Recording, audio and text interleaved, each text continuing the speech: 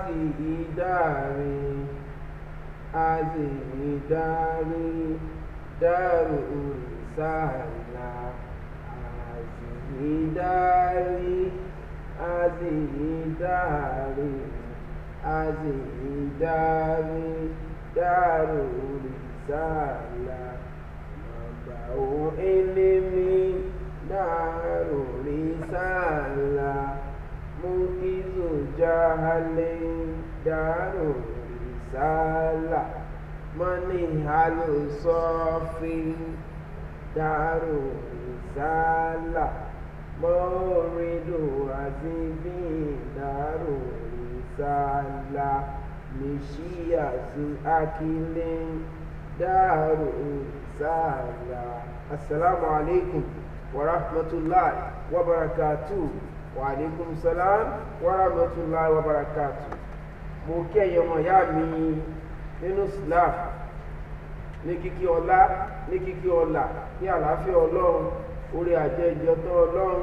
kó mọ bá ẹnìkọ̀ọ̀kan wa gbé ní àṣálẹ́ yìí. Mo tún kí ẹ̀yin ọmọ ìyá wa náà tó jẹ́ pé bàbá kan ló pa wá pọ̀ tí ń ṣe Ádámà àmọ́ àkínṣe lẹ́sìn kan náà, bóyá kírísítẹ́nì ni o bóyá júù ni o àbẹ́ni tí ó tiẹ̀ sí kankan nínú gbogbo àwọn tá a kà kalẹ̀ yìí, a ní kí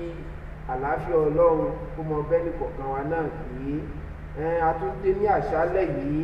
ní orí platform wa yìí tá ń pè ní kí ni o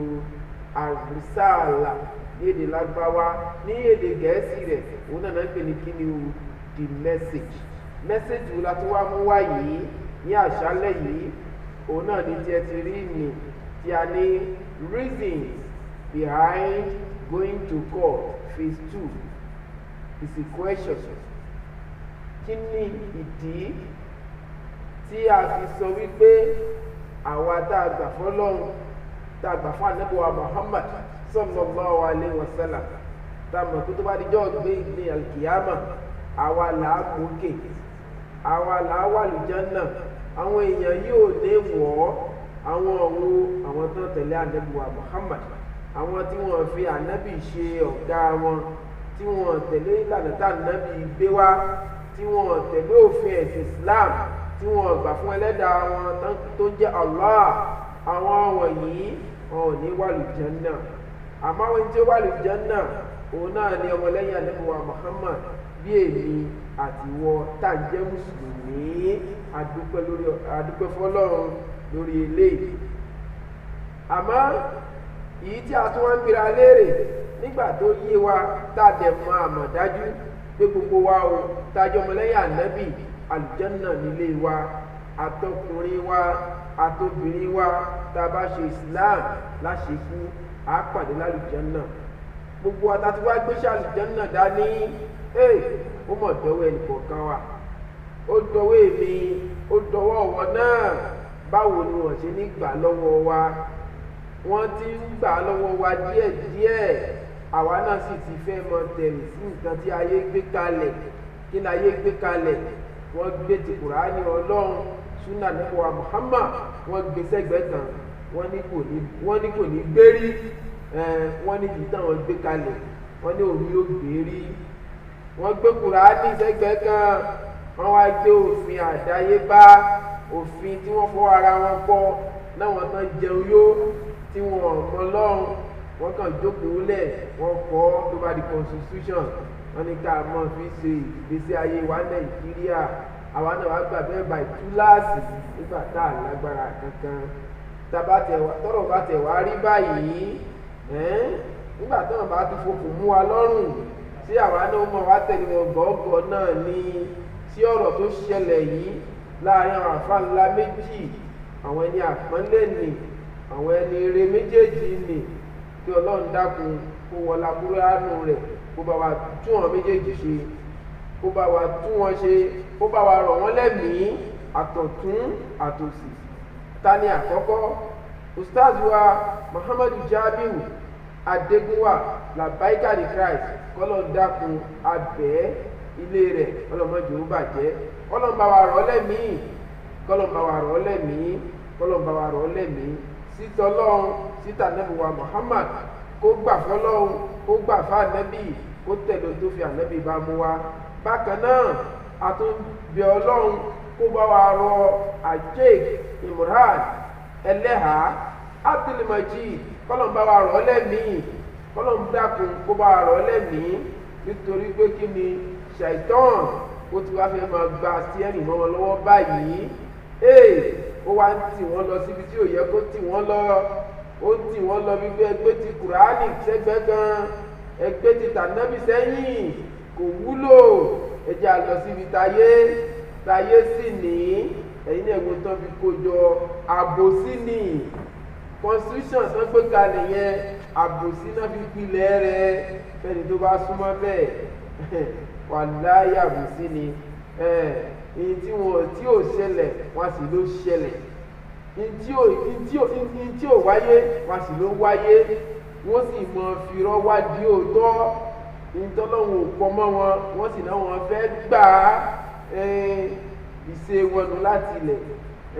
Wọ́n wá ní ọmọ ẹ̀yìn tán náà ń sáré kiri, àwọn aláṣọ dúdú tán múyàn kiri ni tẹ́bá wò wọ́n lọ́tún lọ́sì, wọ́n fi tọ́lọ́hún ṣe o, tàjé ni wọ́n ń bá kiri báwọn ṣe ń gbà káàkiri ni. Àtàwọn bàbá oníkóòtù tán máa ń múyàn káàkiri ni, tán máa ń lọ kóòtù lẹ́ẹ̀mẹwàá bí tí wọ́n ṣe rí nìyẹn. Ẹ̀yin ọmọ ìyá mi nínú ẹ̀sìn, mo bẹ̀yìn ṣéwù wa méjèèjì, Ọlọ́run bá dúró tì yín, èèyàn rẹ nìyín látàná títí dè ní, a sì ń wò yín lẹ́ni re. Èṣù tí máa ń bà nǹkan jẹ́ kò ní ráyè níbi sí ayé ẹ̀yin méjèèjì. Sheikh Imran Eleha Abdulmajid, Ọlọ́run bá dúró tì yín, ilé yín ò ní bàjẹ́. Sheikh Al-Ustaz Muhammadu Jamiu Adegunwa Labaika the Christ, ẹni rẹ nìyín, àfáà rẹ nìyín, àtẹ̀yìn àti Mùránì abẹ̀yìn ni. Ọlọ́run bá dúró tì yín, ayé ló ń gbógun, ẹ má jẹ́ kí wọ́n ráyè láàrin yín, wàláyé ayé ni. Nítorí pé àwọn èèyàn ń pè mí lẹ́ẹ̀mẹwàá, pàtàkì jùlọ àwọn tí ń ṣe mùsùlùmí, wọ́n ń pè mí, wọ́n sọ wípé bí wọ́n ń wo ìsìlámù bá a ṣe ń ṣe lórí social media, wàláhì tàláhì wọ́n ń wò bó ṣe ń lọ. Wọ́n wá ń pè mí lẹ́ẹ̀mẹwàá pé ṣé yìí tá à ń ṣe yìí, ṣé Kùránì náà ló ṣe bá ní Kùránì bí ayérayé ni, ṣe bá ní Kùránì báyìí ni, ṣe bá gbọ́lá fún Kùránì púpọ̀, ó sì wá di pé ọ̀rọ̀ wa délẹ̀ báyìí, àfẹ́ fi Kùránì ṣe mọ́. Ó wá jẹ́ ìtìjú ńlá fún ẹni bá ní làákàyè bíi tèmi báyìí, mi sọ ẹni tí ò ní làákàyè o, ẹ̀fẹ̀ wọn yìí ńlẹ̀ kán mọ dàárù só, Ọlọ́run ó san wọ́n lẹ́sàn-án rí. But ẹ̀yin ustaz wa méjèèjì onílàákàyè nìyí, ẹ fọwọ́wọ́nú, ẹ gbà fọ́lọ́run, ẹ gbà fánàbí wa Muhammad. Gbogbo ń ta ní ṣẹlẹ̀ láàrin wa yìí, orí yín kọ́ ló ti bẹ̀rẹ̀, gẹ́gẹ́ bí oye sọ lọ́sẹ̀ tó lọ. Ẹ wo tẹni Ọlọ́run, ẹ wo ètò kọjá ni, á tún mú mi wálé ni. Kẹ́lẹ́ mọ̀ pé gbogbo ẹni tó bá fẹ́ ga láyé nínú Islam, àbùkù máa ń wá kiri ni. Bẹ́ẹ̀ ni àbùkù, allegations, falsehood,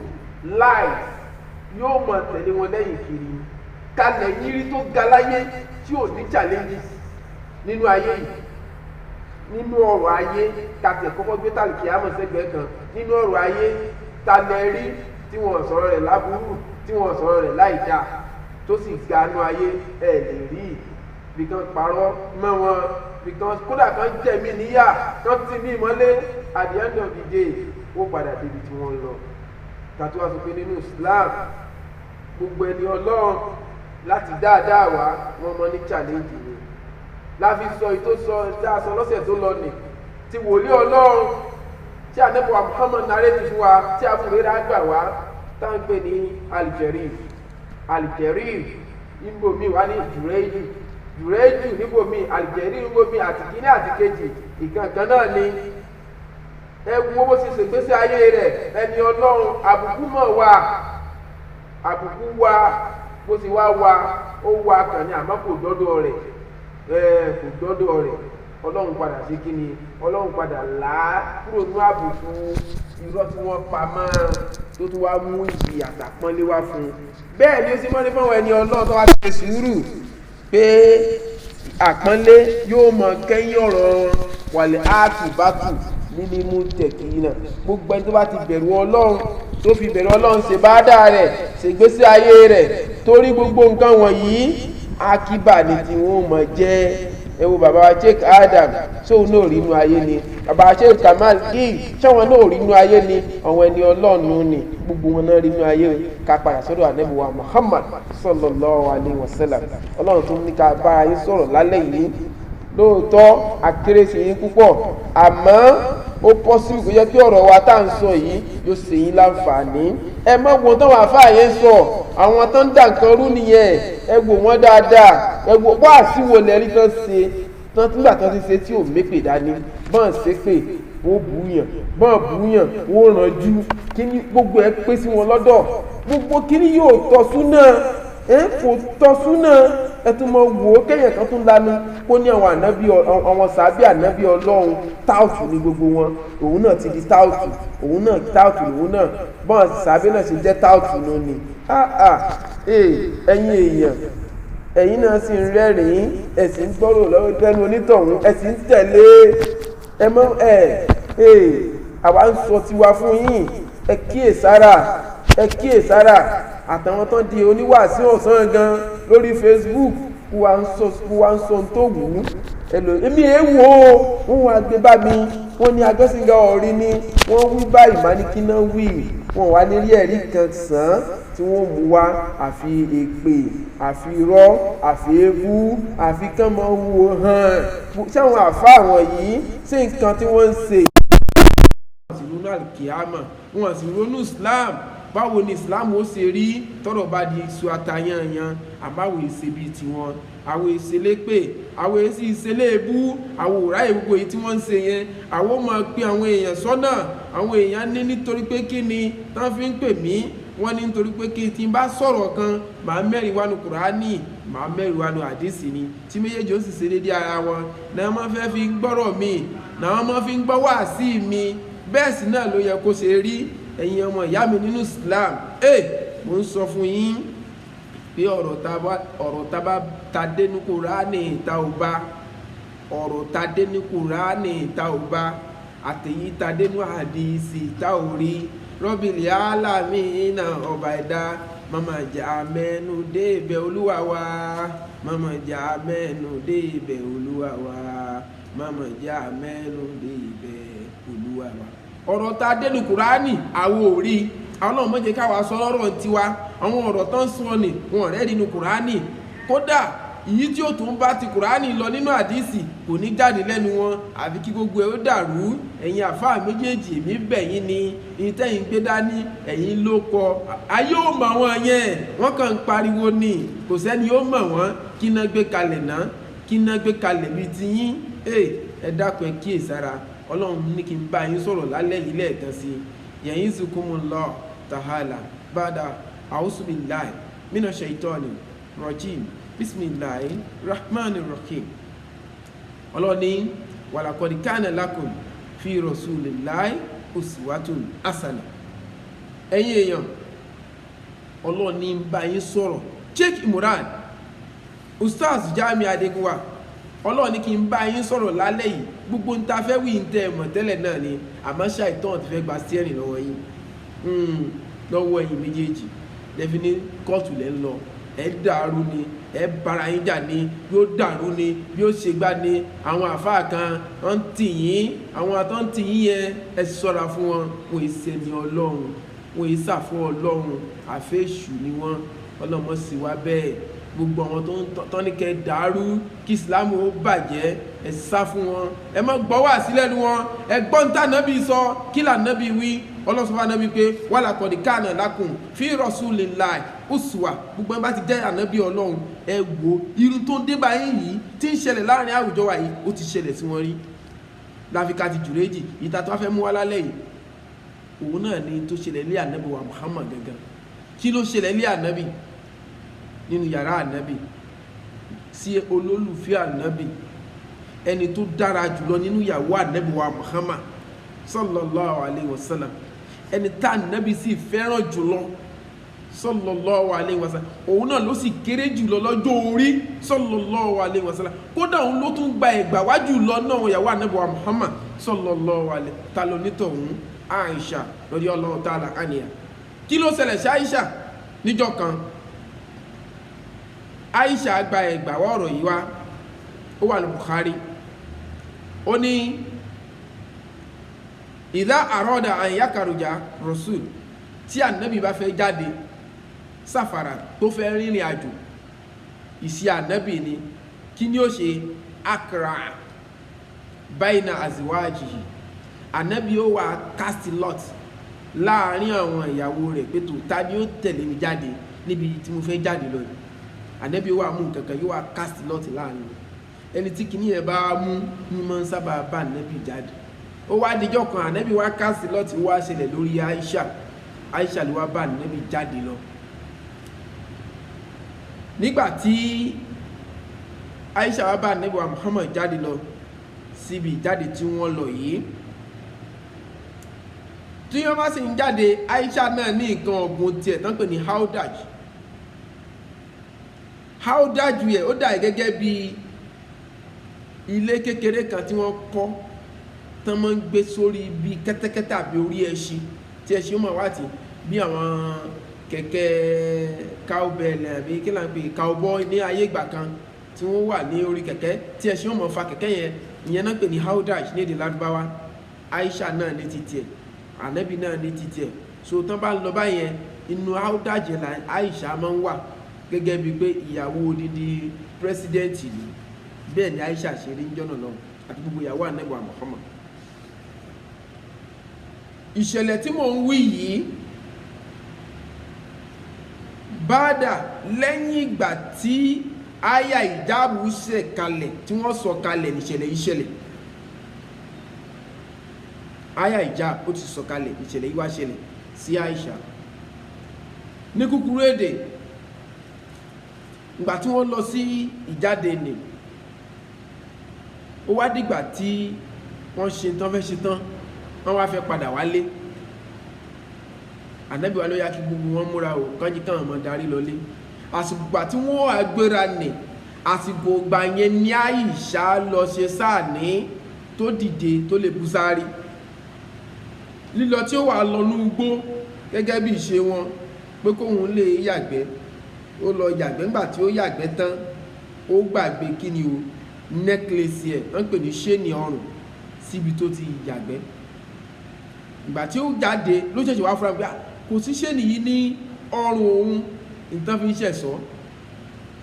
ṣẹ̀rìṣẹ́. Ìwọ kan ìwọ́n lọ gba súnà ọ̀lú ṣéènì mọ́, Aisha ló ó fi ṣéènì ọrùn. Aisha ẹ̀ṣẹ̀ wá padà lọ síbi tó ti yàgbẹ́. Àmọ́ ńgbà tí ó fi padà ní, àwọn tí wọ́n ń gbé Aisha pẹ̀lú kíní haudaju ni, wọn mọ̀ pé Aisha ò tí ì wọnú ẹ̀. Àwọn ti gbé haudaju, wọ́n ti gbé sórí kẹ́tẹ́kẹ́tẹ́, wọ́n ti lọ́n ti wọn.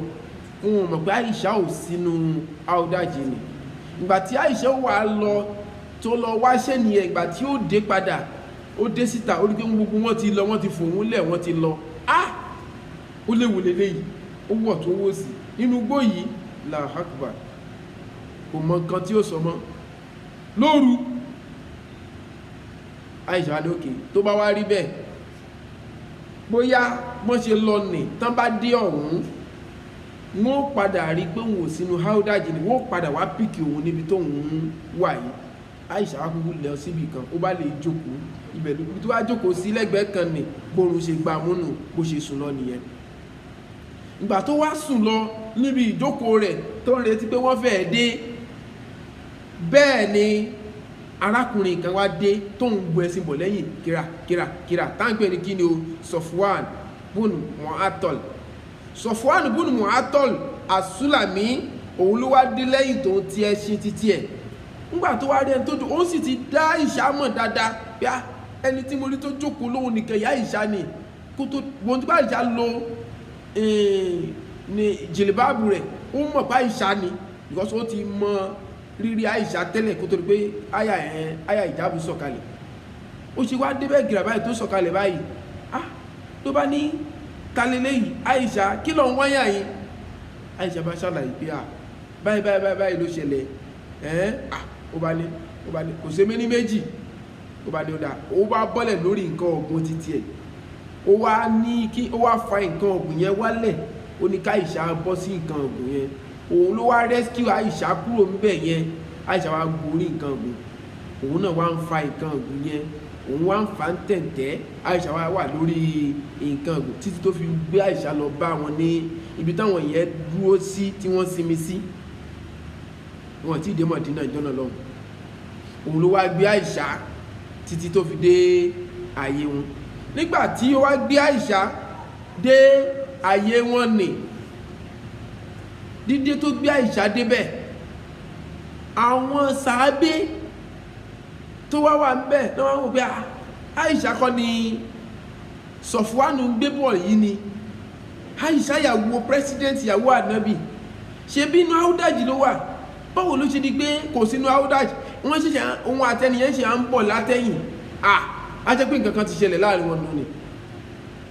ẹ mọ̀ wò kan o kẹlẹ̀ mọ̀ pé ìjẹ́nìyàn kò sẹ́ni tí èsè ẹni tí ó wá tètè píkì ọ̀rọ̀ yẹn pé nǹkan kan ti ṣẹlẹ̀ láàrin wọn òun náà ni Abdullahi bun Ubayi bun Salul Abdullahi bun Ubayi bun Salul òun wá lẹ́ni tí wọ́n ń pariwo rẹ̀ pé Àìṣà àti Sọ̀fúwàn ìkẹ̀kẹ́ ti lọ ní sàárì pọ̀ ni tó fi di pé wọ́n jọ ń bọ̀ lẹ́yìn ni wọ́n ń fọ́n ọ̀rọ̀ náà káàkiri láàrin gbogbo àwọn sàábé níjọ́nà ní ọ̀hún kódà ìgbà kan tó wá gbéra kúrò níbẹ̀ títí tán fi wá dé Mọ̀dínà ó wá di pé ọ̀rọ̀ yìí wá ń spread káàkiri Sọ̀fúwàn pé Sọ̀fúwàn àti Àìṣà in fact wọ́n jọ ń bọ̀ lẹ́yìn ni tó gbé sẹ́yìn nǹkan gun rẹ̀ báyìí kódà wọ́n ti ṣe gbá wọ́n ti ṣàwo wọ́n ti ṣe kókó bàbá sásù títí wá di pé allegation yìí wá di kí ni ló bá ń spread káàkiri bẹ́ẹ̀ sì ni nígbà tí kíní ìwà gbọ́ ó dé tí ìgbà Ànábì wa Muhammad sallallahu alaihi wasallam pé ṣé pé Sọ̀fúwàn àti Àìṣà mi tí mo fẹ́ràn jùlọ ẹyin jù mi tí mo fẹ́ràn jùlọ ni irú eléyìí ṣẹlẹ̀ sí wọn lóhun àti Sọ̀fúwàn gẹ́gẹ́ bí pé bá Ànábì wọ́n ṣe gbé ọ̀rọ̀ yẹn wá bá Ànábì wa Muhammad ara Ànábì náà ò gba ọ̀rọ̀ yẹn mọ́ débi pé Ànábì wa gbé ọ̀rọ̀ yẹn sójú Ànábì gbé sọ́kàn ó gbé sára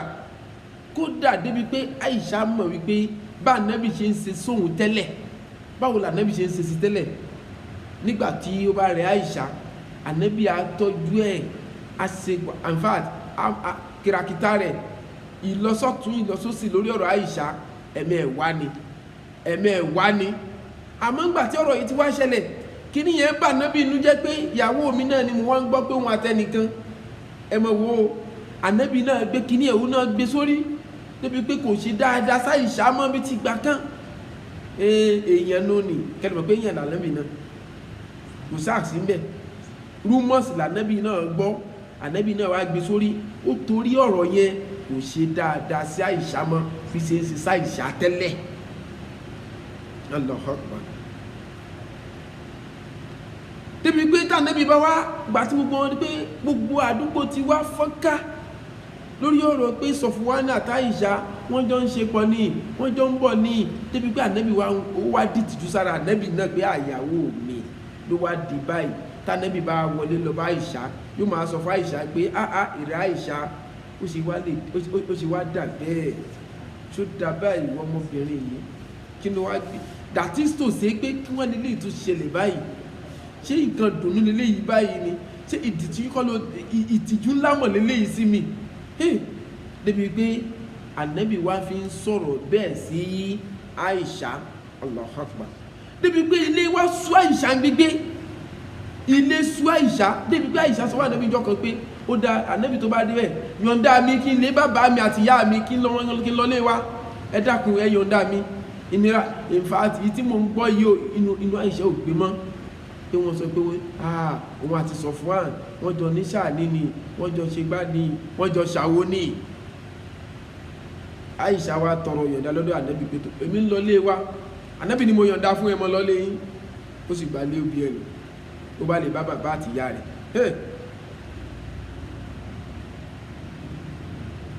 ẹ̀rí wípé afuwan kó tó di wípé ó gbà yọ̀ǹda pé òun ó lọlé wọn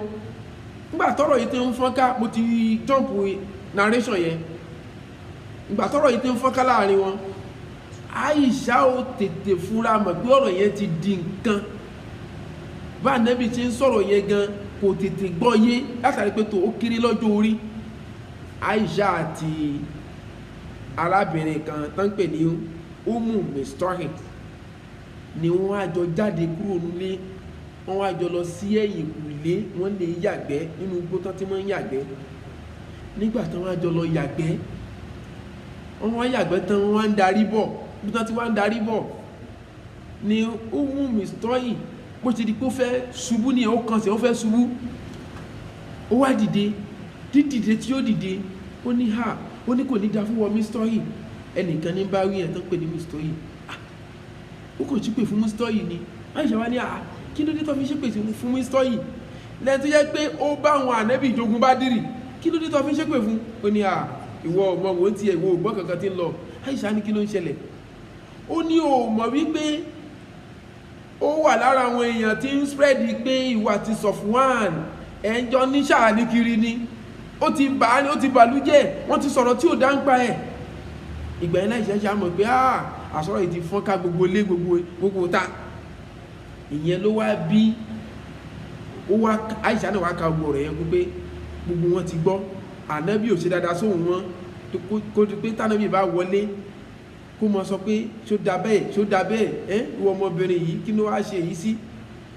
Ó ṣẹ̀ṣẹ̀ wá gbáyè lọ́wọ́ Ànábì tó dáa jẹ́ lọ bá àwọn òbí mi lé irun, nítorí pé ilé yẹn kò rọgbọ́ fáìṣá mọ́. Ànábì wá ní kó mọ lọ lé wọn, kó wá lọ bá àwọn òbí ẹ̀. Dídé tí Aisha wà dé àdọ̀ àwọn òbí ẹ̀, òun náà wá ní ìyá mi bá mi nǹkan báyìí mọ̀ ní ó ṣẹlẹ̀, abẹ́ ẹ̀gbọ́n kí lẹ rí sí. Ìyá rẹ̀ wá ń fún ní sùúrù pé ọmọ mi ṣe sùúrù, òun mọ̀ pé tí wọ́n ń sọ pọ̀ ṣe yìí ò lè ṣe, mo kàn mọ̀ wípé ayé ó pẹ̀gàn rẹ̀ pàtàkì jùlọ ìwọ tí ọkọ bá ti fẹ́ ẹ̀yin tọ́kọ bá ti fẹ́ràn jùlọ báyìí láàrin àwọn obìnrin tó pọ̀ wọ́n pẹ̀gàn rẹ̀. Ìyá rẹ̀ ń sọ pé ṣe sùúrù, Ọlọ́run ó mú àbáyọ wá sọ̀rọ̀ yìí. Bàbá rẹ̀ náà ṣe ń sùúrù, kò pẹ́ kò jìnnà arábìnrin kan náà tún wọlé tọ̀ Aisha wá. Arábìnrin yẹn náà òun náà bá rí Aisha, ó bá kẹ́gún, Aisha ọ̀rẹ́ mi ìyàwó Ànábì, gbogbo ayé wá ń yẹ̀yẹ́ kiri báyìí pé oníṣìná ni àbálágbèrè ni àbí onígbà ni tó mọ̀ ṣe ṣìná, wọ́n ti ṣe wọn àti Safwan ló bá sùn. Òun náà bá ń bá Aisha sunkún nílé, wọ́n bá ń sun àtàìṣá àti arábìnrin yìí wọ́n sun nínú ilé bàbá Aisha àtìyá wọn títí ara Ànábì ló gbà mọ́. Ànábì wá dìde nílẹ̀, ó wá lè sálámọ̀ sí ilé Abubakar. Ìgbà tí ó débẹ̀ ó bá Abubakar lé, ó bá ìyàwó rẹ̀ lé, ó bá Aisha lé, ó sì bá arábìnrin yìí náà lé, tí Aisha àti arábìnrin náà sàn sunkún pé kí wá lè lè tó ṣẹlẹ̀ yìí. Ànábì wá ní ọmọ tí mo fẹ́ sọ fún ẹ̀rẹ́ Aisha, ìyàwó mi Aisha, kódà kò tiẹ̀ lò ìyàwó mi fún, ó ní ọ̀rọ̀ tó ń lọ ńlẹ̀ yìí, tó bá jẹ́ pé lóòótọ́ ni ọba ṣe ṣìnà, ó ní tó bá jẹ́ pé ọba ṣe ṣìnà,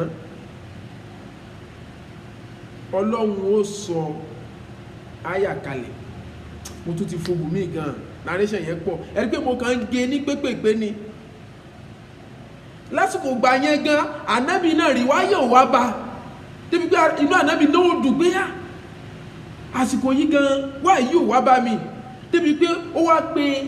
àwọn sàábé rẹ̀, ó pe Hasan bin Sabit, ó pe Ali àbí àwọn ó pè wọ́n pé wáyé ò mọ̀ wá bá mi pẹ̀lú nǹkan tó ń ṣẹlẹ̀ yìí kọ́ ló tún dínà wáyé fún mi ni. Àwọn èèyàn tún wá ń bá Ànábì sọ pé kò lè jẹ́ eléyìí, Ọlọ́run ò tí ní kí wáyé wá ní kò lè jẹ́ eléyìí. Èyí tó wà ń bẹ̀ ni wípé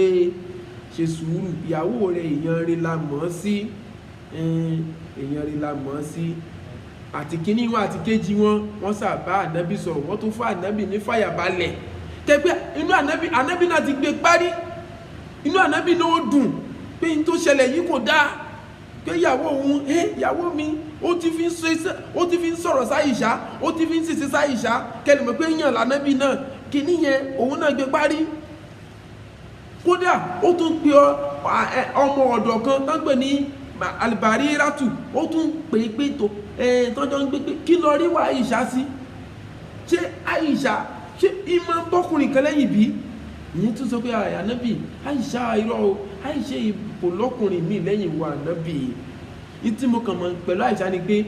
ọmọdé máa ń ṣe débi pé tó bá sá tí wọ́n jẹ gan yóò ti sùn gbàgbé rẹ̀, ẹranko ni yóò padà jẹ gbogbo ẹ̀ níbi tó sá sí. Kò tí ì gbọ́n ni. Ìyẹn náà tún bá ó tún ṣe wá àti fún ànábì, ẹnu pé ànábì náà tún gbé kíní ẹ̀ parí. Èèyàn lè yóò mọ̀ jẹ́ ṣe bí information náà gbé wá bá ànábì, allegation ànábì náà dé ó gbà gbọ́ ló fi ń ṣe sísá Àìṣà bẹ́ẹ̀ títí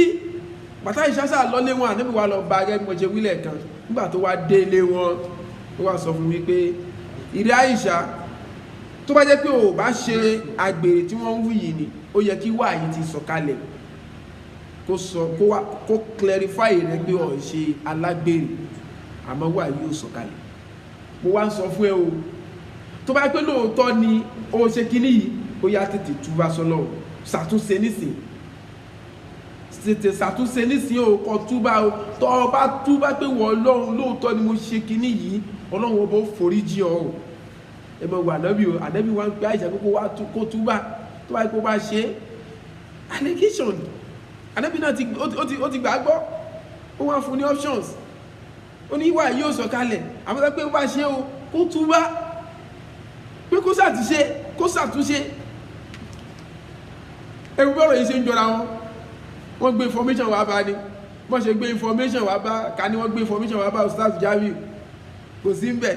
Òun náà wá gbé kíní ẹ̀ parí, bá Ànábì náà ṣe gbé parí. Allahu Akbar, Allahu Akbar. Kò sí ń bẹ̀ ká ti ẹ̀gbà bẹ́ẹ̀ pé allegation yẹn wọ́n ṣe gbé wá fún Ustaz Jamiu, òun wá gbé parí. Wọ́n ṣe gbé information wá fún Ànábì, tánàbì náà gbé parí. Èèyàn ní Ànábì, èèyàn ní Jamiu. Ànábì wá sọ wá Àìṣà pé ó ṣe dà bẹ́ẹ̀. Ustaz Jamiu náà sọ pé tó alùsùn náà ó ṣe dà bẹ́ẹ̀. Ànábì wá bá Àìṣà pé ẹ ṣàtúnṣe, kó túbá sọ́dọ̀ Ọlọ́run. Ustaz Jamiu náà sọ pé tó ẹ ṣàtúnṣe, máa bẹ̀ o, ẹ ṣàtúnṣe. Ẹ wo nǹkan bó ṣe jọra wọn. Allahu Akbar, Allahu Akbar. Nígbà tọ́lọ́run wá fẹ́ ibi tá Ànábì nígbà tá Ànábì sọ̀rọ̀ yẹn tán tó jókòó ti Àìṣà ní bàbá rẹ̀ tó ní kó túbá kó ṣàtúnṣe, ibẹ̀ ni wáyé ti sọ̀kalẹ̀ fún Ànábì wa Muhammad sallallahu alaihi wasallam. Wáyé wá sọ̀kalẹ̀ fún Ànábì. Bó ṣe sọ̀kalẹ̀ báyìí, bó ṣe máa ń sọ̀kalẹ̀, ara Ànábì ti change, ojú rẹ̀ ti pọ́n, ó ti ń gbọ̀n báyìí bí ẹni tó tutù mú, lóògùn tí ń jáde lára ẹ̀ gẹ́gẹ́ bí ìṣe rẹ̀ tí wáyé bá ti dé bá. Wáyé yẹn nígbà tí wáyé yẹn wá dé tó lọ tán ló wá clarify fún Ànábì. Kí ló wá sọ? Kódà Allahu Akbar, Allahu Akbar. Mo gé àwọn ìtàn yẹn kúkúkú ní o, kí lè lọ bí tí mo lọ. Ànábì wá nígbàtí wáyé wá dé, ó wá sọ fún Ànábì wípé ìrẹ́ Ànábì innal ladhina jahu bil ifki usbatun minkum. Wáyé yẹn ló ṣẹ̀ṣẹ̀ wá fún Ànábì pé kíní yẹn àwọn gúrùpù kan náà gbé jáde, irọ́ yẹn wọ́n gbé jáde ní kì í ṣòótọ́ ọ̀rọ̀. Ìgbà tí wáyé yẹn dé bá Ànábì, ọkàn Ànábì ṣẹ̀ṣẹ̀ balẹ̀ pé ó ṣẹ̀ṣẹ̀ wá túraká, ló wá wo ojú Àìṣà, wá rẹ́rìn músẹ́, ó wá ní ìrẹ́ Àìṣà, ó wá rẹ́rìn sí Àìṣà, ó ní Ọlọ́run ọba ti fọ̀ ẹ́ mọ́. Wáyé tó sọ̀kalẹ̀ yìí Ọlọ́run ọba ti ṣe kí ni o, ó ti fọ̀ ẹ́ mọ́ pé kíní ni. Nígbà tí Ustaz Jamiu náà sọ pé ẹ ṣàtúnṣe máa bẹ́ o nítorí tó ń sọ tó bó ti ń sọ kò sí yàtọ̀ láàrin ẹwọ́n bó ti ṣẹlẹ̀ sánàbí àti bó ṣẹlẹ̀ Ustaz Jamiu. Ustaz Sheikh Imran Eleha ó jẹ́jẹ̀ wá ṣe kí ni o òun jẹ́ ó wá ní nígbà yẹn òun ò tẹ̀ kí wọ́n program wọn tẹ́lẹ̀ òun jẹ́jẹ̀ wá wò pé òun jẹ́jẹ̀ wá ṣàtúnṣe wáyé náà wá dé bóun náà kí ni wáyé tó dé ó wá ṣe kí ni ó wá pe àfáà tí lárúbáwá yẹn ṣe òun wá dóńdó ẹni tó gbé wáyé yẹn wá tán tẹ̀lé tí wọ́n kámẹ́rà rẹ̀ lóní kí ni o wàláhì tàláhì Káàbà ni mo wà yìí gbogbo ọ̀rọ̀ tán ní Imran ṣe kò ṣe kankan o wàláì àti ìsẹ́ndowó fún wọn wàláì tàláì Imran náà sì ní wàláì tàláì ẹgbọ́nà tóbi jàmọ́ Allahu Akbar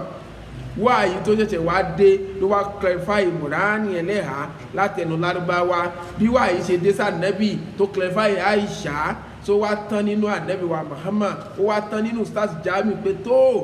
nígbàtí Imran ti sọ pé wàláì tàláì òun ò gbọ́wọ́ kankan tí lárúbáwá náà sì ti sọ̀rọ̀ ó ló ti tán náà nù pé kò sọ̀rọ̀ mọ́ ó ti parí náà nù ànábì náà ló ti parí Jamiu náà ló ti parí ẹgbọ́n náà tóbi jàmá.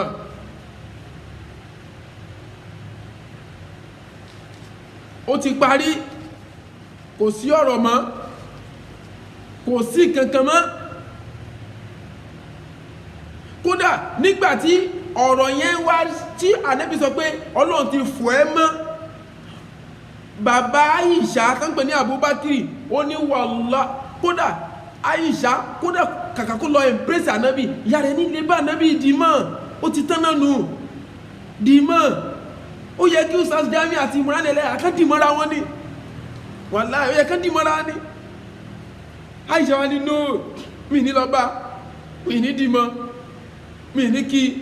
kàkà kí n kí Ọlọ́run ni màá kí Ọlọ́run ló wẹ̀ mí já nítorí pé òun náà ti gbàgbọ́ ó ti gba allegation yẹn gbọ́ Imran Eleha náà sọ pé kàkà kí n pe Jamiu ká jókòó ráàdì tébù ká parí ọ̀rọ̀ yẹn ká ṣàtúnṣe ká kó tán lẹ̀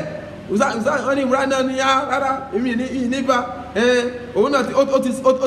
ó ti pariwo mi síta ó ti gba allegation yẹn gbọ́ Allahu Akbar ẹni bọ́rọ̀ yìí jọra wọn gan wàláhì ó jọra wọn tí ò bá jọra wọn ní yóò ní mo pa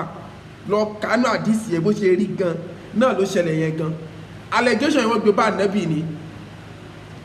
ẹni tó gbé allegation yẹn wá òun ni mo dárúkọ yẹn sàábẹ̀ nì táwọn yẹn tó spread yẹn ká ní allegation yẹn wọ́n gbé bá Ustaz Jamiu ni ànábì gbàgbọ́ Jamiu gbàgbọ́ Ọlọ́run gbé ní wáyà wọ́n clarify yẹn Ọlọ́run gbé ní wáyà fún Imran wọ́n clarify yẹn ó ló ti tán náà nu kí wá ló tún kù mọ́ débi pé Abubakar wá ní wàláì tàláì ẹnìkan tó jẹ́ pé fámílì ẹni tó spread ọ̀rọ̀ yẹn ni tó yẹ pé ó wà ní káwọ́ Abubakar ní wàláì wò ní ṣàánú rẹ̀ mọ́ ó ní wàláì wò ní ṣàánú ó pé wàláì wò ní ṣàánú rẹ̀ mọ́ lẹ́sẹ̀kẹsẹ̀ àyà tó sọ kalẹ̀ lórí yẹn pé Ọlọ́run ní káà wàláyà àtẹ̀lé ulul fadli minkum wa sa'ati ẹ̀yin tá a fún lágbára nù yín ẹ má sọ pé nítorí pé nǹkan báyìí ti ṣẹlẹ̀ ẹ ní ṣàánú ẹni tẹ́ ń ṣàánú tẹ́lẹ̀ mọ́ ẹ má ṣe bẹ́ẹ̀ ẹ má ṣàánú ẹ̀yẹn ti lọ Ọlọ́run wá fi bá Abubakar wí lẹ́sẹ̀kẹsẹ̀ Abubakar náà padà bí ó dáa òun mọ̀ sí dáadáa tó ń ṣe lọ fún ta ni fún ẹni tó jẹ́ fámìlì ẹni tó spread allegation ẹ̀yìn wò gán bẹ́yẹ so ìwọ náà wọ́n sọ pé Ustaz Jamiu tún gbọ́ wá sí rẹ̀ mọ́ ní sàṣepọ̀ mọ́ nítorí pé ó ti spread allegation Ọlọ́run wa ń tó ṣẹlẹ̀ sábúbákiri náà ó ṣe déédéé tara ti yín náà ẹ jẹ́ kó tán síbẹ̀ Kùránì mo fi ń bẹ́ẹ̀ méjèèjì sọ̀rọ̀ wàláì tí Kùránì wínú kẹjọ́ Kùránì tébù ló yẹ yín wàláì tàláì wọn ò gbé ọ̀rọ̀ lọ́bì kankan kódà nígbà tí wáàyí wá tún sọ̀kalẹ̀ pé àwọn tó wá mú allegation yẹn wá fún ànábì tá ànábì náà fi gbà á gbọ́ tí àwọn ẹlòmíì náà fi gbà á gbẹ́ni tó mú allegation yẹn wá nì Kùránì wá sọ wípé tó kẹ fún wọn ní pankẹ́rẹ́ ó wá sọ yìí pankẹ́rẹ́ tó yẹ ká fún wọn kẹ tó bá dárú àdáparọ́ bẹ́ẹ̀ ẹni tó mú wá nì bá tiẹ̀ nìyẹn pankẹ́rẹ́ ẹni tó mú allegation yẹn wá fún ànábì làánà pankẹ́rẹ́ Ọlọ́run ò include ànábì sí pé ànábì pankẹ́rẹ́ because ànábì gbọ́rọ̀ yẹn gbọ́ ẹni tó mú information bá Ustaz Jamiu lásán pé òkè tó bá ti àárí bẹ́ẹ̀ náà òun là á bá wí kò ní jẹ́ Ustaz Jamiu tó náà tẹ̀lé tó dàbí ànábì inú ọ̀rọ̀ ẹgbọ́n náà tóbi jẹ̀mọ́ ọmọ ìyá mi a ní a fẹ́ máa lo 40 minutes bẹ́ẹ̀ ni 40 minutes péré a máa fi ṣe lecture pé agbára 1 hour la ní láti máa fi deliver lecture wa a sì ti lo 40 minutes báyìí a dúró báyìí fún àwọn oníbèèrè pé ẹ̀yin ọmọ ìyá mi nínú ẹ̀sìn Ọlọ́run ti parí ọ̀rọ̀ tó ṣẹlẹ̀ láàrin Aisha àtẹni tí wọ́n sọ̀sọ́kúsọ nípa rẹ̀ tí wọ́n fi blaspheme orúkọ Aisha tí wọ́n fi sorry to say tí wọ́n fi tarnish image Aisha. Ọlọ́run ti clarify rẹ̀, Ọlọ́run sì tún àárín wọn ṣe bó ṣe clarify ti Sheikh Muradi náà tí lárúbá tọ́lọ̀ fi clarify Sheikh Muradi náà. Eléyìí ló yẹ ká tẹ̀lé, àtúnṣe yẹn ló yẹ ká wá ṣe kí gbogbo ẹ̀ tún wá dán lọ láàrin wa. Kóòtù kọ́ ló yẹ ká lọ, kóòtù yẹn àwọn alápàpín ni yóò tọ́ súnà. Tí nǹkan báyìí bá ṣẹlẹ̀ àtúnṣe tán ní ká ṣe náà ló ṣẹlẹ̀ láyé ànábì yìí. Ànábì ò lọ kóòtù, ànábì ò àbí wọn pé ọlọ́pàá. Aisha ò pé ọlọ́pàá kó fi mú ànábì, Aisha ò pé ọlọ́pàá kó fi mú ta ni o Abdullahi bun Ubay, kò pé ọlọ́pàá kódà wọn ò mú lọ kóòtù kankan. Aya kan sọ̀kalẹ̀ wípé ẹni bá dàpapà rẹ̀ nà pankẹ́rẹ́ wọ́n dẹ̀ padà àyà Ọlọ́run wá ní tó nítọ̀hún bá wá túbá ẹni tó ṣe tó pàṣẹ allegation ni tó bá wá confess pé ọjà kan ṣàánú mi irọ́ mo pa ẹ foríjì mi kò rí bẹ́ẹ̀ tó bá wá túbá tó ṣe àtúnṣe ó ní ẹjẹ́ kọ́rọ̀ náà tán lẹ̀ tó bá tún wá túbá kò níyà tí ó jẹ mọ́, tó bá tún túbá kò níyà tí ó jẹ mọ́. Ẹni tó gbé information wá kan ní òkè wọ́n ti sọ lórí social media kó tún wá bọ́ sórí social media kó dẹ̀ tó sọ pé a kò rí bẹ́ẹ̀ mọ́ báyìí ní kàṣà tó bá ní báyìí ọ̀nà tí Islam fi ní ká ṣàtúnṣe láàrin èèyàn méjì rèé tọ́rọ̀ yẹn bá jọra bọ́sù gbogbo ọ̀rọ̀ tó ṣẹlẹ̀ yìí ó jọ tí à ń sọ ní alẹ́ yìí kọ́lọ̀ mọ́ ṣeré ìdáṣìmọ̀ fún wa. Màá dúró láàrin 20 minutes tó kù màá fi dáhùn béèrè pé eléyìí ní phase 2. Àwọn èèyàn ń pè mí sẹ́ẹ̀ pé kí mú ọ̀rọ̀ tó jọmọ́ ọ̀rọ̀ yìí wá ní Kùránì àtàdísì Ànábì wa Muhammad ẹni pé mo ṣe mú wá ní Kùránì àtàdísì ó ń ṣe dédé ara wọn. Kùránì ló ń sọ in Quran 42 in Quran kíni o in Suratu Talaq ẹ lọ kà in Suratu Nur ẹ lọ kà Quran 24 verse 22. Àwọn nǹkan tí mo kà yìí ibẹ̀ ló wà, ìwọ náà lọ kà àyà Kùránì ni ní tí mo bá ti sọ màá fi àyà àdísì màá fi jẹ́rìí sí tí ò sì ní takora wọn. Eléyìí ló yẹ ká tẹ̀lé ntọ́lọ́run wí tànàbì sọ tí ò takora wọn. Ìyẹn ni yóò jẹ́ kí ìrẹ́pọ̀ wa kó mọ lọ sókè sí ká tó mọ dàgbà sókè sí. Àmọ́ tá a bá gba kóòtù lọ ká ní kéèyàn lọ wá nǹkan tí ò ṣẹlẹ̀ ta la fẹ́ fi jọ ṣànàbì la fi jọ ni ta lè nítọ̀hún ta fẹ́ fi jọ. Àwọn anìkan ní kíní kan 100 million àwọn alápàpín bàbá oníkóòtù àtàwọn aláṣọ dúdú ní táwọn kúwó fi ń jẹun iná náà jẹ ẹfun wọn lẹ̀ wọ́n ṣe ń jẹ ẹwọ́ bá ti bọ̀tán wọ́n ṣe rí. Àmẹ́yìn àfáà méjèèjì ẹ má tẹ̀lé wọn, àwọn ayé náà wọ́n léyìí àfẹ́ẹ̀sì lẹ́yìn nǹkan ẹ̀sìn láfi bá yín sọ̀rọ̀ mo sì jẹ́ ní ọlọ́mọ ṣe rí láṣì mọ́ ẹjẹ́ ń dúró báyìí fọ́nwó oníbèérè subhana rabbika rabbil izzati amma yasifun wasalam ala mursalin alhamdulillahi rabbil alamin. Fẹ́yìn tí ẹ̀ ń gbọ́ mi tẹ nídìí béèrè nítorí pé eléyìí ní phase 2 tí mo tún mú wá pé kò yẹ kán lọ kóòtù rárá kò tọ́ súnà Ànábì wa Muhammad gbogbo ẹgbẹ́ ti jẹ́ alùsúnà alùkùrán alùkùrán alùhadis tó jẹ́ mùsùlùmí kóòtù ẹsẹ̀ kéèsì kì í ṣe lànà fún mùsùlùmí láti gba kóòtù lọ lókùngbà tí a pé agbọ́lá fún kùránì àjọwọ́ ara wa fún kùránì pé kó ṣe ìdájí ìgbésí ayé wa. Kí ló dé tá a fi gba tí kùránì sọ tá a fẹ́ fi lọ sí kóòtù kí la fẹ́ gbà bẹ́ẹ̀ ìsọlẹ́nu ni yóò jẹ́ yóò dàrin wa rújú báyìí lọ yóò dá fìtínà lẹ̀ ní tí ò ṣẹlẹ̀ yóò tún mọ jẹ jáde fún wọn tó bá fẹ́ pè wọlé o lè mọ wá pè wọlé nísìnyí fún ẹ̀yin tẹ́ ń wò mí ní home and abroad +234 80 26 54 12 87 lẹ́ẹ̀kan sí +234 80 26 54 12 87 fóònù kejì +234 81 46 14 52 42 lẹ́ẹ̀kan sí +234 8146452242 kọ́lọ́mọ́ ṣe lè láti mọ̀ fún wa. Ó dọwọ́ ẹ, ó dọwọ́ èmi. Islam ò ní bàjẹ́ lọ́wọ́ tèmi, kò ní bàjẹ́ lọ́wọ́ tiẹ̀. Ẹ fọ̀ wọn tán dàrú sílẹ̀, ẹ fi wọn lẹ̀, ẹ̀yin ẹ ṣètò Ọlọ́run. Ìtọ́lọ́run bá rán kó wá ní kíkó wá ṣe. Ìtọ́lọ́run mi ni mò ń ṣe yìí. Plátífọ́ọ̀mù tèmi gbé kalẹ̀ yìí, àrísàlà, the message, ó wá láti ṣàtúnṣe Islam, ó wá láti ṣàtúnṣe mùsùlùmí lọ́nà tí Islam ó fi mọ gbèrú sí, tí ìjà ò ní wáyé, nítorí pé àwa mélòó ni wá àti tó nǹkan kan. Ibi tá ń lọ pọ̀, ibi tá ń lọ ṣe kí ni ó pọ̀, kí la mọ̀ fi wá bára wa jà sí. Nídìí à ń retí ẹni tó bá fẹ́ pè wọlé kó pè wọlé báyìí. Ilé wa, ọ̀nà wa, ọlọ́mọdé ó bàjẹ́, ọlọ́mọdé ó dàrú,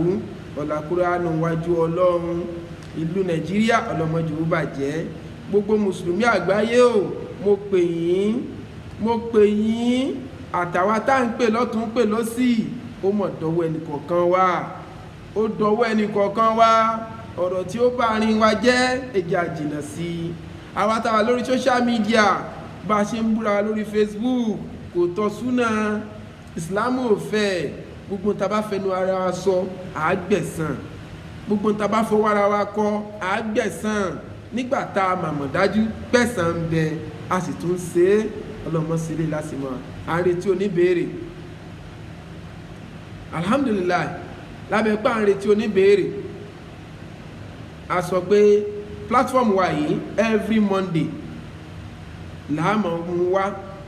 Àmọ́ la wípé ọ̀rọ̀ tó ń jà lọ ràìnràìn yìí ó ṣe pàtàkì kí n kọ́kọ́ àdírẹ́sì ẹ̀ káyé mọ̀. Ẹ̀yin Christian tẹ́ ń pè mí, kí mùsùlùmí gbéra wọn lọ kóòtù, kò sínú Islam, kò sínú ìlànà Islam.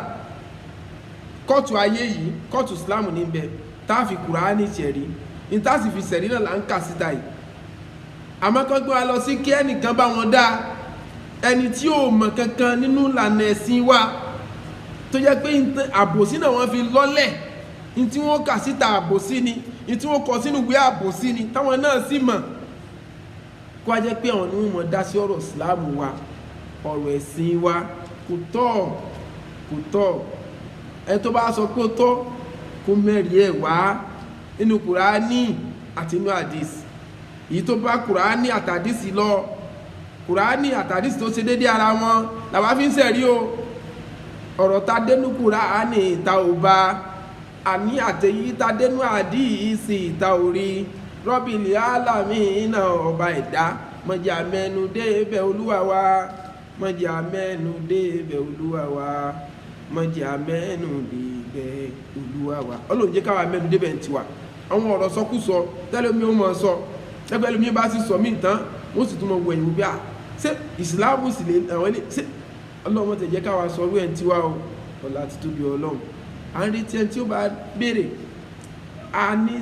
ìṣẹ́jú tó kù tá a lò nísìnyí kò pẹ́ mọ́, kò pọ̀ mọ́, pàápín láàrin 10 to 15 minutes.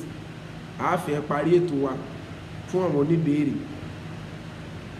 Ẹ rí i pé ẹnìkan tún pè mí, wọ́n ní ó dárúkọ mi pé òun fẹ́ fún Agbẹ́sìnga lésì. Mo wá wò ra mi títí, mo lésì kíni. Kọ́mẹ́sì wà tí Kùránì bá ti sọ, tádìsì bá ti wí, bó bá pé mo bá sọ tí ò bá dání, èèyàn lè tún mi ṣe. Ọlọ́run ọba àlékè ọlá, ọlọ́ba tó nímọ̀ tán, mélòó làwa mọ̀ nú mọ̀, síbi tí a tá a mọ̀ yìí náà là ń sọ síta yìí. Tí èèyàn bá rí Kùránì jù wá lọ, tó rí àdìsì jù wá lọ, tó ṣe dédé ara wọn, kó gbà kíyèsí wá sí. Kí ló dé tá a fi ní gbà á? Á gbà ká ìmọ̀ náà. Bó ṣe yẹ kó rí nù, á gbà ká ìmọ̀ náà. Àmọ́ kéèyàn máa wá fi èpè ránṣẹ́, kó máa fi èpè ránṣẹ́ kò dáa. Kò lè mú àgbọ́yé bá mùsùlùmí, kò sì lè mú ìlọsíwájú bá Islam. So nítorí ìdí eléyìí, ọlọ́mọ ṣe lè láti mọ̀ fún wa. Lábẹ́ páàrin tí àwọn tí ó pè, mo sọ ní ọ̀sẹ̀ tó lọ pé àwọn àfáà àgbà mo fẹ́ tọ̀ wọ́n lọ láṣetọ̀ Ọlọ́run. Mo ti ń tọ̀ wọ́n lẹ́yọ kọ̀ọ̀kan mo ti ń tàn kódà lẹ́ni tá a jáde òjò pa wá lórí ọ̀kadà tá a wà tá a fi dé lásù bí a fẹ́ lọ bá Dr. Lakin nígbà tá a pè wọ́n bí ẹ̀yin bàbá èèyàn rí làwọn mẹ́yìn sí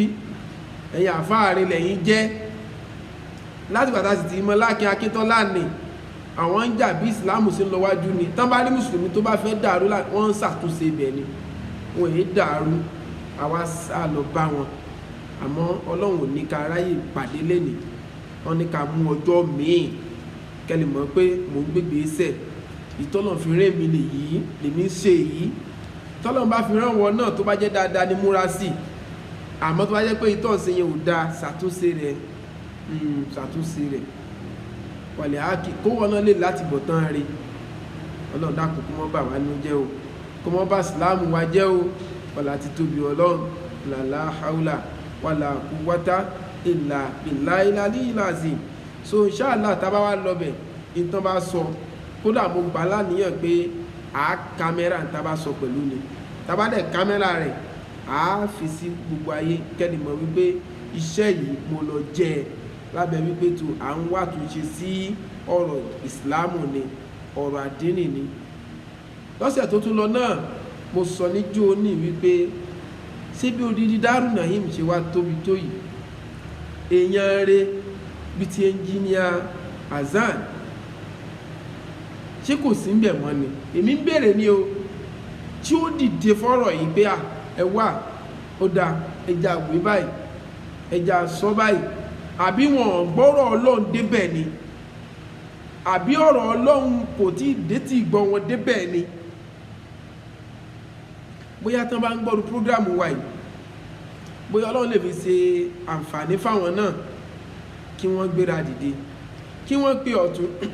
kí wọ́n pe òsì kan ṣàtúnṣe bákan náà nínú Salatul Haq mo mọ̀ pé àwọn àgbàlagbà náà bẹ́ẹ̀ àwọn bàbá rẹ̀ bẹ́ẹ̀ ni kò mọ̀ kò bá sì dá káwọn náà dìde mo gbọ́ pé wọ́n ti dìde rí mo gbọ́ pé wọ́n dìde rí àmọ́ ẹ má jẹ́ oṣù yín bí náà ò bá tán lásọ ẹ̀jẹ̀ tán lè kan náà o ẹ má jẹ́ oṣù yín ẹ tún dìde ẹ lọ́bẹ̀ ẹ pè wọ́n àwọn tó bá ní kẹ́ mọ́ rí ustaz Sheikh Imran ẹ bí Ọlọ́run fún kọ́lọ́run kó ṣe dáyà rẹ̀ ẹ pè ọ̀tún ẹ pè òsì ẹ ṣàtúnṣe ìyẹn ní ó jẹ́ kí àwa nínú tiwa náà dùn ìbọ́sẹ̀ bá fi tí ò dá lélẹ̀ bí ó ṣe mọ́ lọ láàrin àwọn èèyàn mi kódà wọ́n mọ̀ fi ń sàrí kọ́ṣe ó tẹ̀jẹ́ pé wọ́n lè rí lọ́dọ̀ ànábì wa Muhammad wọ́n lè rí rárá gbogbo ìlànà yẹ kì í sí ìlànà ànábì rárá kó lọ mọ́ ṣe lè láti mọ̀ fún wa tá a bá rí ẹni tí ó pè tó Ọlọ́run ló kọ títa lẹ́yìn bẹ́ẹ̀ ọlọ́mọ ṣe lè láti mọ̀ fẹ́ni kọ̀ọ̀kan wa tó bá tó di coming Monday àtùmọ̀ tẹ̀síwájú pẹ̀lú àwọn ẹ̀rí wa tá a mú wá nínú Islam nítorí pé ó pọ́síbù kẹ́ ẹ máa rí àwọn nǹkan tí wọ́n máa wú epo lu ọ̀rọ̀ yìí irú ẹ̀ ṣẹlẹ̀ láyé ànábì sẹ́ kódà lórí ọ̀rọ̀ Àìṣà yìí nígbà tí mo sọ pé ànábì gbé ọ̀rọ̀ yẹn parí ànábì ò tiẹ̀ mọ̀ tó fẹ́ yà sí ó ní ta ni ó bá mi jẹ ẹni tó gbé allegation yìí ta ni ó bá mi jẹ níyà lẹ́nìkan bá dìde ó ní wàláì má bẹ jẹ onítọ̀ níyà ó ní tó onítọ̀ ń bá jẹ́ pé nínú ìdílé house ní bá ń bẹ ni ó ní wàláì má bẹ orí ẹ̀ nígbàtí sorry ó ní bá pé ìdílé Khazraj ni ó ní máa bẹ orí ẹ̀ ni àmọ́ bá pé ìdílé house ní bá ń bẹ ni ó ní ìtọ́ba ní ká ṣe fún ni wọ́n ṣe ìdílé títí ẹ̀dẹ̀ ní house ìdílé tí wọ́n lè ní Khazraj àwọn ìdílé bíi méjì mẹ́ta ló wà níwájú ànábì jọ tí ìṣẹ̀lẹ̀ yẹn ṣẹlẹ̀ ẹni tó wá jẹ́ olórí Khazraj wá dìde wá ní kó padà sí ẹlẹ́nu ọbẹ̀ oríta ni tó bá jẹ́ pé ọ̀kan nínú ìdílé tiwa ló lọ gbé information yẹn ló lọ pass information yẹn wọ́n wá ní ọbẹ̀ lórí ó ní láyé ọ̀tí ẹ̀ gbọ́dọ̀ try ọ̀tí ẹ̀ lè try ẹ̀ ni nìkan nínú ọ̀wọ́ house náà tó dìde pé kí ni alábòsí ni ẹ kò ní try kí ni ọ̀rọ̀ bá dìjà láàrin wọn níṣojú ànábì wa Muhammad ànábì tó jẹ́ ètò àparí ètò ọ̀rọ̀ yìí ti ní fáńfà ànábì wa paná ọ̀rọ̀ yẹn tí tọ́lọ̀ fi wá gbé wá àyídé tó fi clarify Aisha ẹ̀rí nǹkan bẹ́ẹ̀ so ẹni ó possible kẹ́ mọ́ rí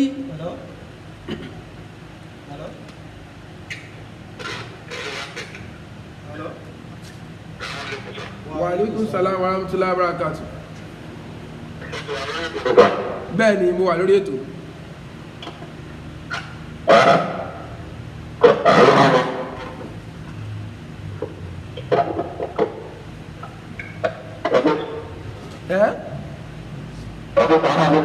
wa alaikum salam wa rahmatullahi wa barakatuh mo ń gbọ́ yín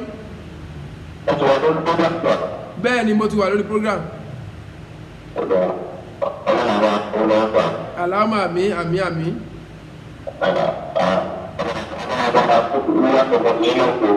àmín o àmín àmín àmín àmín ẹni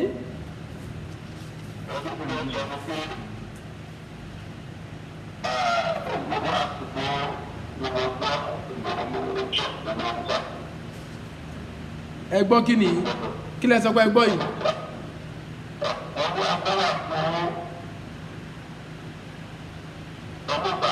mo ń gbọ́ yín kí lẹ́lẹ́ gbọ́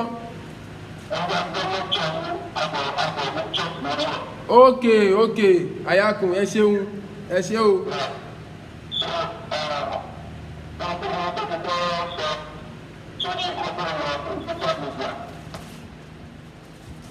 ok mo ń gbọ́ yín báyìí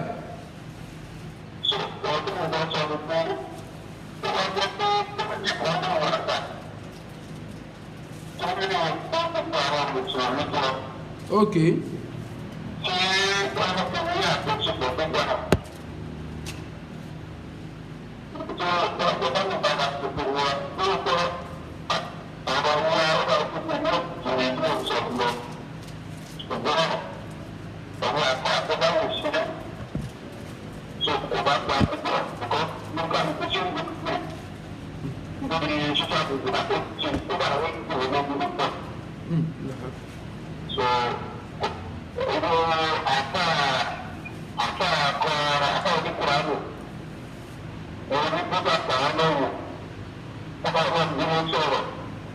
àfọlẹ́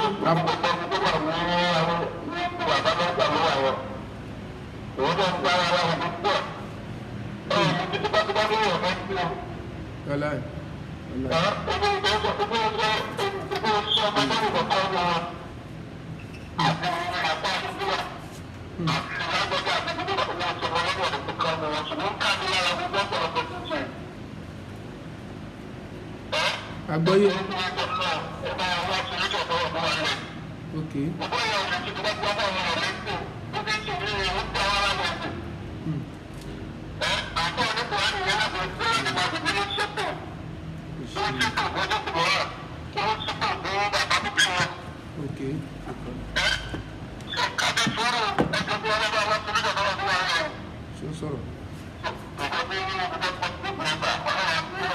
àmín àmín ẹ ṣé bàbá o ẹ ṣé àdúpẹ́ kúpè àmín so inshallah ọlọ́run dákun kó mọ́ ṣe lè ní àṣìmọ̀ fún wa lágbára tọlọ́run a ò gbọ́dọ̀ ní dákẹ́ náà ni ọlọ́run tí ń ṣàtúnṣe yóò ṣàtúnṣe wa lọ́tún yóò ṣàtúnṣe wa lósì nítorí pé ẹni tó bá ní làákàyè pẹ̀lú bí nǹkan ṣe ń lọ yìí kò yẹ bẹ́ẹ̀ nǹkan gbé social media kalẹ̀ fún kọ́là ń lò yìí ọ̀rọ̀ wá di kíni àwa sọ di drama ojú wa ń ti ọ̀tún ó sì ń ti òsì kódà wọn tí ò lẹ́sìn tán pèrè àwọn ní àwọn ará bí tí wọ́n ta ní ìsìláàmù ní pé ta ní wọn lẹ́sìn kíní gan wọ́n ṣe ń ṣe láàrin ara wọn gan in fact wọ́n ṣerú tá a ṣe yìí ní táwa ń ṣe yìí ààrí gbọ́ lọ́dọ̀ tí wọn kó wá jẹ́ pé lọ́dọ̀ tí wa oríṣiríṣi ní tí ò da èpè ká mọ̀ gbá ẹnìkan bí ò ṣe wá sí bí ò bú yẹn yóò ṣe pé ó ti wá di ẹ̀jẹ̀ ó ti di àdámọ́ wàláhì ó ti di ẹ̀jẹ̀ ó ti di àdámọ́ so ó tọ̀nà bẹ́ẹ̀ ṣé túláàsì bí èèyàn ò bá lè ṣe wá sí ṣé túláàsì ni kéèyàn gbégbá wá sí ni wọ́n náà wá lecture mi kò deliver kò di dandan kò ṣe pé ẹlòmíì á tún dídí dárúkọ èèyàn yóò tún wá gbé picture bàbá wọ́n tún gbé sórí screen sí gbogbo ayé kò dáa ìwà yìí ò dáa ẹ̀yin èèyàn tẹ́tẹ́ wà ní orí platform wọn náà ẹ̀yin náà ṣàtúnṣe wọn tẹ́ bá ṣàtúnṣe Ọlọ́run ó san yín lẹ́san àmọ́ tẹ́ bá ní ó da bẹ́ẹ̀ kó máa lọ bẹ́ẹ̀ ẹ tún gbẹ̀san o man amila solihan fali nafsi wa man asaha fa aleha ama rabbuka bizolamin lil abid ọba tí ìṣọba alábòsí lọ́lọ́run gbogbo ń ta bá ṣe àgbẹ̀san rẹ̀ lálùkìyàmù ó dọwọ́ rẹ o ó dọwọ́ èmi àti ìwọ tó ń gbọ́ wa ó dọwọ́ ẹnìkọ̀ọ̀kan wa o ó dọwọ́ wa o.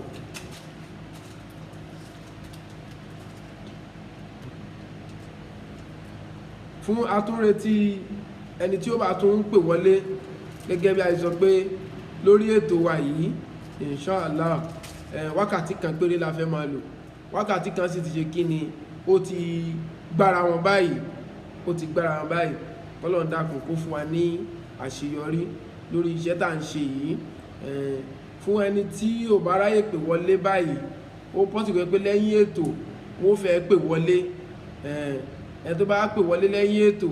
Ọlọ́run dákun àádá lóhùn lórí ọ̀rọ̀ nọ́mbà wa yìí náà ni ọ̀rọ̀ ẹ̀sìn ní ọ̀rọ̀ tó kan gbogbo wa ni tí ò yẹ ká mọ bára wa jàlé lórí ni ojú tí wọ́n fi wò ó kọ́lẹ̀ lómìn fi wò ó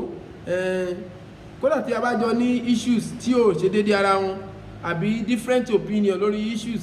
ìyẹn náà jẹ́ ká kò yẹ ká dọ̀tá ara wa lé lórí gan pẹ̀lú kò yẹ ká dọ̀tá ara wa á tún mọ jọ ṣe pọ̀ á jọ mọ kíra wa pọ̀ kọ́lọ́run dákun kó fún wa lágbọ̀ọ́yé bẹ́ẹ̀ kó já màṣúọ̀ débẹ̀ bọ́sà àti màṣúọ̀ rárá àìtí màṣúọ̀ o wàláì àìtí màṣúọ̀ kọ́lọ́run dákun kó mọ́ ṣe lè láṣìmọ̀ fún wa lábẹ́ páàrin tí ẹni tí ó tún pé láàrin ìṣẹ́jú mẹ́ta péré ló kù tí a tún fẹ́ lò báyìí ìṣẹ́jú mẹ́ta péré so inshallah tó bá di coming Monday àwọn jàmáà kan ń bẹ tí a fẹ́ ní ìbánisọ̀rọ̀ pẹ̀lú wọn àwọn jàmáà yìí àwọn eléyìí àwọn ni wọ́n ń pè ní Quraniyun ẹnìkan pè wá ní Quraniyun jọ kan mo wá rẹ́rìn àwọn èyí ṣe Quraniyun àwọn tí wọ́n ń pè ní Quraniyun àwọn wọ̀nyí ní tí Qurani bá sọ nìkan wọ́n yìí gbàdí sí wọn àwọn èèyàn afẹ́ bá wọn ní ìbánisọ̀rọ̀ àti jọ ń sọ̀rọ̀ tó jọ mẹ́ta àmọ́ ìta bá lọ láìpẹ́ yìí màá gbé wá fún gbogbo ayé kẹwò bọ́n ṣe kírun tiwọn irun tiwọn àti irun tiwa ṣé bákan náà ni iṣẹ́ tiwọn àti iṣẹ́ tiwa ṣé bákan náà ni àwọn tí mò ń wí wallahi tallahi báwa ṣe ń ka 7 days àwọn ìka 7 days o 6 days náà máa ń kà bá ṣe ń kírun jímọ̀ tiwa níjọ́ jímọ̀ àwọn èkí tí wọ́n jọ jímọ̀ o tó bá bọ́ sí Monday lọ́sẹ̀ yìí wọ́n lè jẹ́ ọ̀sẹ̀ tí ó tẹ̀lé bóyá Sunday ni ó bọ̀ sí ìmí tí ó tún tẹ̀lé Saturday ni ó bọ̀ sí ìmí tí ó tún tẹ̀lé Friday ni ó bọ̀ sí ìmí tí ó tún tẹ̀lé Alámísì ni ó bọ̀ sí bọ́wọ́n ṣe ń ṣe tí wọ́n nù nù bẹ́ẹ̀ inshallah tọ́rọ̀ bá dójú ẹ̀ á gbé jáde á play rẹ̀ kẹ́yìn náà rí inú wọn á bá wọn sọ̀rọ̀ tó pọ̀ a ṣe dialogue tó pọ̀ gbogbo tá a sọ náà ẹ̀ á tó gbé wá sí etí ìgbọ́ wa àwọn yìí náà wọ́n ń sọ àtàwà ọ̀rẹ́ náà ló yẹ ká ṣe bí abita tí ń bára wa sọ̀rọ̀ lé ní lọ́la Ọlọ́run lè kó sí wọn nú Ọlọ́run lè kó sí wọn nú ó sì yẹ kó rí nù àwọn wọ̀nyí kódà èpè kan kò jáde lẹ́nu wọn sí wa lẹ́nu àwa sí wọn sì yẹ kó rí nù àmọ́ wà àfá wa wọn ẹ̀ tí màṣúọ̀ tó gbogbo àfá àtẹ́bárí tí bá ti ń ṣépè lórí prógrámù rẹ̀ ẹ wò dáadáa àníyàn rẹ̀ ti wọ́ àníyàn rẹ̀ ó ti ṣe kí ni ó ti wọ kọ́lọ̀ kó tún ẹnì kọ̀ọ̀kan wá ṣe kó mọ̀ ṣe lè láṣemọ̀ fún wa Al-Qur'an níwájú Ọlọ́run gbogbo ẹ̀yin wa èèyàn wa tẹ́ ń gbọ́ wa lọ́tún lósì akínyìn o ẹ ṣeun tẹ́ fi àsìkò lẹ̀ tẹ̀tún wá bá a gbọ́ sí ètò wa yìí ètò kí là ń ṣe ètò bí àtúnṣe ó ṣe wá lọ́tún àti lósì tá ń fi ọ̀rọ̀ Ọlọ́run ọ̀rọ̀ Ànábì wa Muhammad nínú Kùránì àti Hadith tí méjèèjì dẹ̀ ń ṣe pẹ̀kírẹ̀ kí ara wọn làwa fi ń ṣe wáàsí tiwa o àwọn èso oníjàgídíjàgan àwọn tó ń dàrú àwọn èsì bẹ́ẹ̀ o so nítorí ìdí eléyìí àárín tó ń lọ láàrin àwọn stars wa méjèèjì Ọlọ́run bá wa tún ṣe ìyẹn lórí yìn dákun ẹ̀yin tẹ́ ń gbọ́ mi náà mo bẹ̀ yín ni ẹ jọ̀ọ́ ẹ fi wà jọ Ànábì wa Muhammad ẹ jẹ́ ká fi wà jọ Ànábì wa Muhammad ìwà Ànábì ní ẹjẹ́ àtẹ̀lé Ànábì dùn rí ó dùn wú ó dùn bá ṣe pọ̀ àmọ́ wa kàmọ́ ìtì sọ̀kan ìjà ni kàmọ́ ìtì sọ̀kan èpè ni èpè gbáà àwọn nǹkan bẹ́ẹ̀ bí àfáà kan àwọn àfáà kan láti Ìbàdàn àwọn àfáà kan láti Ìbàdàn èpè ni kò sí wàásí wọn bá yí èpè ni mo wá jókòó wọ Ọlọ́run àdúrà ni wọ́n á ṣe pé wọ Ọlọ́run bá a tún bàbá yìí ṣe bá a tún wọn ṣe kì í ṣe ti Ìbàdàn yẹn nìkan náà o àwọn mí náà wà bẹ́ẹ̀ o àdúrà ni káwọn ọmọ fẹ́ràn pé Ọlọ́run bá a tún wọn ṣe àwọn bàbá elépè yìí Ọlọ́run bá a gbèpè lẹ́nu wọn àdúrà ni ó bá a fi sí wọn lẹ́nu bá a tún wọn ṣe Ọlọ́run kó tún èmi náà ṣe kó tún ẹ̀yin tẹ́ ń gbọ́ mi ṣe ọ̀làlá haúlà wàlà quwwata gbogbo ẹ̀yin yẹn wa lọ́tún lọ́sì ilé yín ọ̀nà yín ọlọ́mọdé ó bàjẹ́ ọlọ́mọdé ó dàrú ọ̀làlá haúlà wàlà quwwata ìlà bìlà gbogbo àsìkò tẹ́ filẹ̀ tẹ́ fi ń gbọ́rọ̀ Ọlọ́run nínú pílátífọ́ọ̀mù wa yìí tá ń pè ní the message a sì fẹ́ mú ọ̀rọ̀ wá ní lọ́tún lọ́sì kẹ́yìn náà lè mọ̀ bí aago Islam ṣe yẹ kó lọ bó ṣe yẹ kó wà pé kì í ṣe ti jàgídíjàgan ẹ mọ̀ bá pàdé lórí pílátífọ́ọ̀mù wa yìí láṣẹ̀tọ̀ Ọlọ́run ọ̀làlá haúlà wàlà quwwata agbára wa kọ́ o Ọlọ́run ni ó ṣe ní rọrùn ọ̀làlá haúlà wàlà quwwata gbogbo ẹ̀yin tẹ́ ń gbọ́ wa ilé yín ọlọ́mọdé ó bàjẹ́ o ọ̀nà yín ọlọ́mọdé ó dàrú o gbogbo ibi tí ẹ ti ń ṣe nì àtẹni tí ń ṣiṣẹ́ ọwọ́ àtẹni tí ń ṣiṣẹ́ ẹsẹ̀ àtẹni tí ń ṣiṣẹ́ oṣù àdánù ọlọ́mọdé jẹ́ ti yín kò ní dùn mọ́ ọlọ́mọdé jẹ́ ti yín láéláé ọ̀làlá haúlà wàlà quwwata ìlà aliyyil azim gbogbo tẹ dáwọ́lé yóò mọ̀ lọ́wájú sí ni àtàwa àtẹ̀yìn náà ilé wọ̀ ọ̀nà wa yóò mọ̀ dùn sí ni o ilé wọ̀ ọ̀nà wa yóò mọ̀ dá sí ni o ibi tí ó kú ní ọ̀rọ̀ wa tá ń bẹ lọ́run sí Ọlọ́run ju da kó dájú bẹ́ẹ̀ lọ Al-Qur'an níwájú Ọlọ́run la hawla wala quwwata illa billahi aliyyil azim ọlọ́mọṣẹ́lẹ́ láṣìmọ́ o subhana rabbika rabbil izzati amma yasifun wassalamu alal mursalin alhamdulillahi rabbil alamin wa ila liqa.